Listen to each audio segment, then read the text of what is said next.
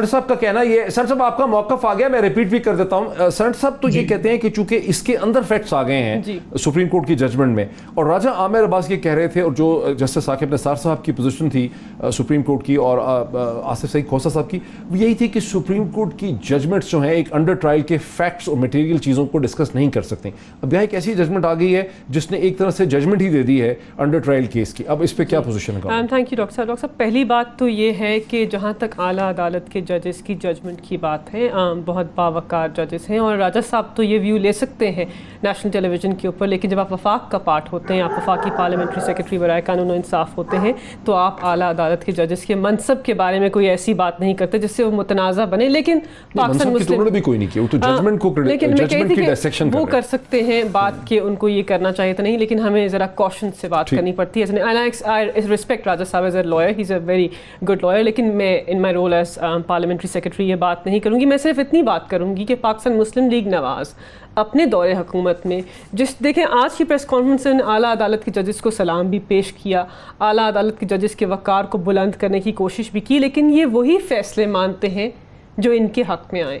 یہ ایسے اعلیٰ عدالت کے فیصلوں کو نہیں مانتے. آپ نے دیکھا ہے مجھے کیوں نکالا کی مہم میں یہی شاہد خاقان عباسی تھے, یہی سعد رفیق صاحب تھے جنہوں نے اعلیٰ عدالت کے ججز کو متنازع بنایا, ان کو پٹیشنر کے وکیل کہا, کیونکہ یہ وہ فیصلہ ان کے حق میں نہیں آیا تھا, وہ فیصلہ غلط تھا اور یہ فیصلہ صحیح ہے. ایسا دوہرا رویہ آپ اختیار نہیں کر سکتے.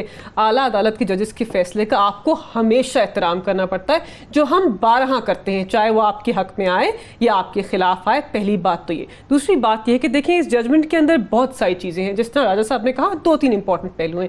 ایک تو نیب کی پرفارمنس کے اوپر کہ ان کا کیا رول ہے, ان کی کیا پرفارمنس ہے, اور کس طریقے سے وہ اپنی پروسیڈنگس کو آگے لے کے چلتے ہیں, اپنے پاورز کو ایکسرسائز کرتے ہیں. اور یہ بالکل اعلیٰ عدالت کے ججز کی پاور کے اندر ہے کہ وہ دیکھیں, مطالعہ کریں, کیونکہ وہی آئین کی سرپرستی کرتے ہیں, وہی آئین کے گارڈینز ہیں, وہی آئین کی فنڈامنٹل رائٹس کی تشریح کرتے ہیں, تو ان کے پاورز میں ہے. دیکھیں اس میں انہوں نے ایک تو بہت امپورٹنٹ بات کی جس کو آپ نے شروع میں آئیڈینٹیفائی کر لیا کہ یہ ساری آبزرویشنز عبوری ہیں, حتمی نہیں ہے. پاکستان مسلم لیگ نواز نے یہ شاید نہیں جی, لیکن انہوں نے کہہ دیا, اور اس کا ریفرنس کے اوپر کوئی امپیکٹ نہیں ہونا چاہیے, اور ایسے ہی ہوتا ہے. دوسری بات یہ کہ سب سے امپورٹنٹ بات جو انہوں نے کی, فنڈامنٹل رائٹس کی ڈسکشن کی. ٹھیک ہے, بالکل فنڈامنٹل رائٹس کی ڈسکشن سے ہم بھی اس پہ یقین رکھتے ہیں, ہم بھی قانون دان ہیں, ہم بھی آئین سے واقف ہیں, اور ہم بھی کہتے ہیں بالکل اس کی تشریح ہونی چاہیے کہ لبرٹی کیا ہوتی ہے, ڈگنیٹی کیا ہوتی ہے, اور کس طرح وفاق کے اوپر ذمہ داری ہے, اداروں کے اوپر ذمہ داری ہے کہ پروٹیکٹ کریں, اور ہم اس سے اگری کرتے ہیں. لیکن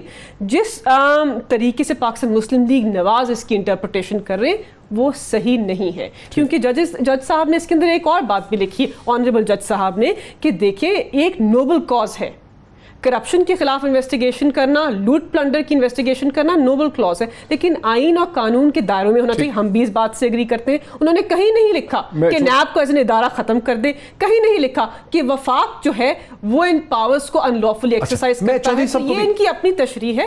جب آپ کو یاد ہے پناما کیس میں 3 ممبر جج کی ججمنٹ آئی تھی, انہوں نے مٹھائیاں بانٹی تھی, وہ تھوڑی سی تشریح میں ایشو ہے, ان کی سمجھ میں اس پہ پھر مزید بھی بات کریں. میں بریک سے پہلے چودھری منظور صاحب کو کوئکلی لوں. چودھری صاحب, پاکستان پیپلز پارٹی میں آپ کا بڑا کلیدی رول ہے, اور جس قسم کی نیگوسیشن ہو رہی ہے اس وقت لاہور میں, اس حوالے سے بھی میں آپ سے بات کرنا چاہتا ہوں. لیکن اس چیز کے اوپر یور کوئک ججمنٹ, جو ملیکہ بخاری کہتی ہیں کہ اپوزیشن جو ہے وہ پک اینڈ چوز کرتی ہے فیصلوں کو, جو فیصلے سپریم کورٹ کے یا عدالتوں کے ان کی مرضی کے ہوتے ہیں وہ کہتے ہیں بھائی بہت ہی زبردست ہے, اور جو نہیں ہوتے اس کو پھر وہ شدید تنقید کا نشانہ بناتے ہیں.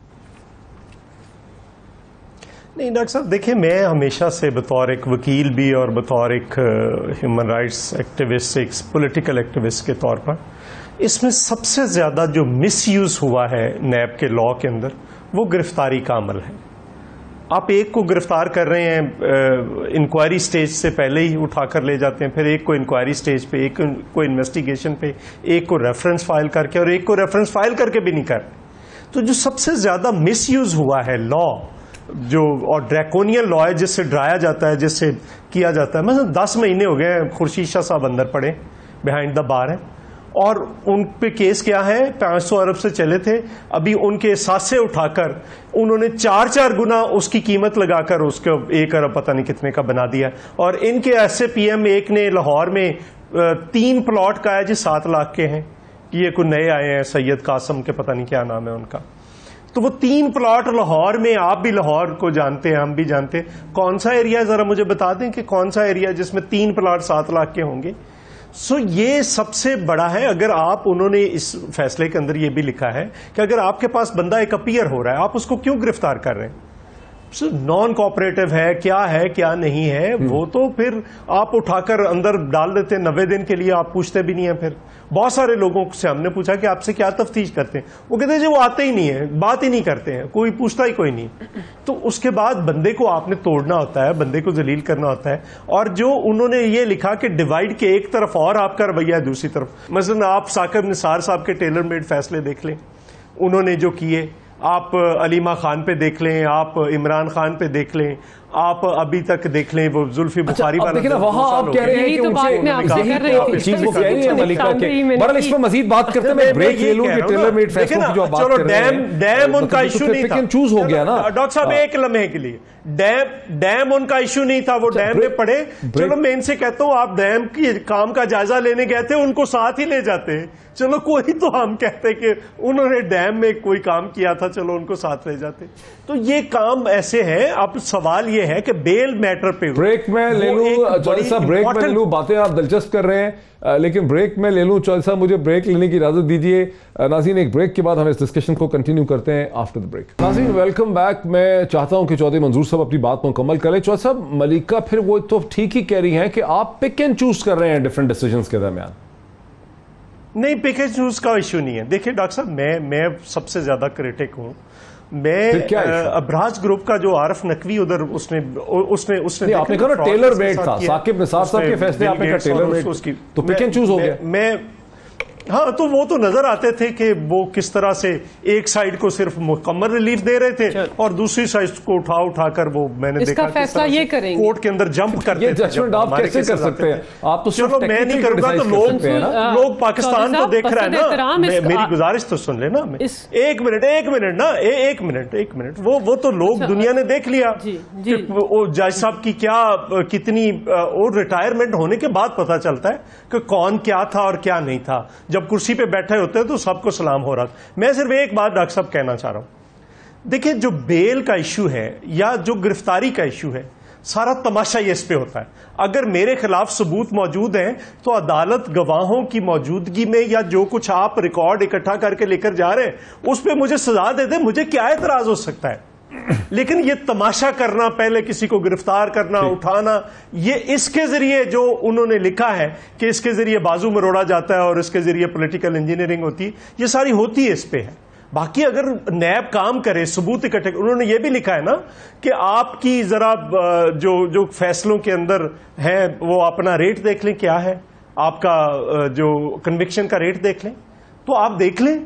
اس کا مطلب ہے کہ آپ کے پاس کوئی ثبوت نہیں ہوتے، آپ کے پاس گواہ نہیں ہوتے، آپ کے پاس ڈاکومنٹس نہیں ہوتے، تو آپ صرف لوگوں کو تنگ اور ذلیل کرنا ہے اس کے ذریعے. لیکن اس کی تو وجہ یہ ہے کہ آپ کا پورا کرمنل جسٹس سسٹم نیچے سے لے کے اوپر تک انتہائی انیفیشنٹ ہے، انیفیکٹو ہے. اس کا ہیومن ریسورس بڑا کمزور ہے، ریسرچ نہیں ہے، انویسٹیگیشن نہیں ہے، فیکٹ کلیکشن نہیں ہے، لکھنا نہیں آتا ٹھیک طرح سے، اس کو فریم ہی نہیں کر سکتے.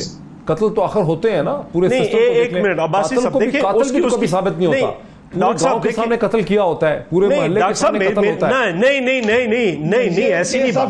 نہیں سر ایسی نہیں بات. ہم نے میں نے اپنی ایک منٹ عباسی صاحب ایک منٹ ذرا عباسی صاحب میں نے اپنی زندگی میں خود کیس دیکھا ہے. ایک منٹ ذرا. میری ایف آئی آر میں نامزد لوگ رہا ہوئے اور جو پرائیویٹ کمپلینٹ تھی استغاثہ جس کو ہم کہتے ہیں، اس پہ لوگ سزائے موت ہوئے چونکہ ایویڈنس وہاں پہ تھی. سو یہ نہیں ہے کہ آپ کے سارا سسٹم ہی ایسا ہے.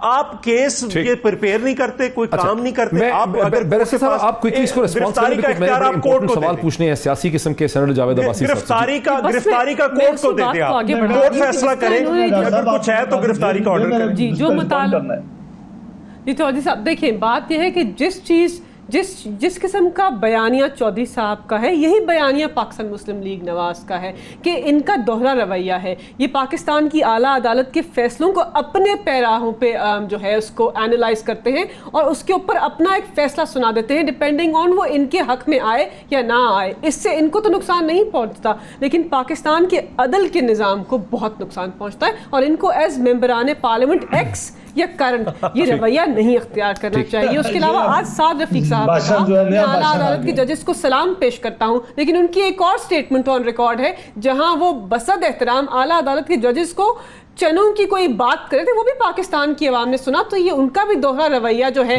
وہ عیاں ہے پاکستان کی عوام کے سامنے, اور پاکستان کی عوام دیکھ رہے ہیں کہ ایک دو پولیٹیکل پارٹیز کس طرح عدل کے نظام کو اپنے لیے استعمال کرتے ہیں. یہ بات کرتے ہیں نیب کی, آ جائیے نیب کے اوپر. 2 سال میں ہم نے نیب کی اصلاح نہیں کی, آپ نے 15 سال مکمل 3 دہائیاں پاکستان کے اوپر حکومت کی. آپ کا رول نہیں تھا کہ پاکستان کے عدل کے نظام کو ٹھیک کریں, نیب کو سینیٹر صاحب کو بھی